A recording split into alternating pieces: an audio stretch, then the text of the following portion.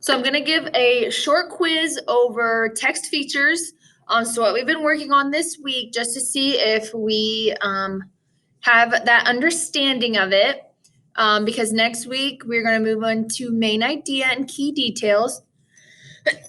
But anyway, so I'll read this to you since it is a quiz, and I'll read all of the questions and answer choices for you.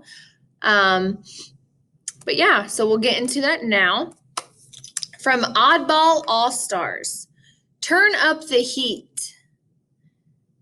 The Galapagos Islands are home to some unusual penguins. They swim, they waddle, they lay eggs. They do the same things other penguins do, but they do them on tropical islands where the rocks can get hotter than 100 degrees Fahrenheit.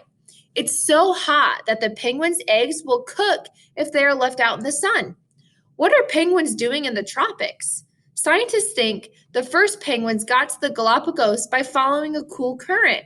It flows up the coast of South America. Now, small changes called adaptations, notice you have that bold word, let them live where it's too hot for other penguins. Keeping cool. There's a heading. When people are hot, sweat helps cool them off, but birds can't sweat. At the hottest time of the day, Galapagos penguins hang out in the cool water, but eventually they have to return to land. And when they do, their feathers trap heat like a heavy winter coat. Unlike Antarctic penguins, Galapagos penguins have bare skin around their beaks, on their feet, and under their flippers. When they need to cool off, they strike a funny pose. They hunch over to keep the sun off their feet. Then they hold their wings out to let the wind blow across the bare places. The wind carries the heat away. They also open their mouths and pant like dogs. Galapagos penguins protect their eggs by building nests under the shades of rocks out of the sun. This is a sidebar. This is giving me extra information on the Galapagos penguin. Okay, so it's just telling me their scientific name, their size. All right. Here's another sidebar. Penguin hide and seek. As a boy growing up on the Galapagos Islands, Hernan Vargas had no idea how special the plants and animals around him were. In high school, he started volunteering with scientists who came from all around the world to study them. Now he is a scientist himself. Counting penguins is an important part of his job. Scientists regularly count the penguins to see how they're doing. But how many are hiding? To answer this question, Vargas and his team caught a bunch of penguins and painted some of their feathers yellow, then released them. When they counted penguins that year, they kept a separate count of the ones with yellow feathers.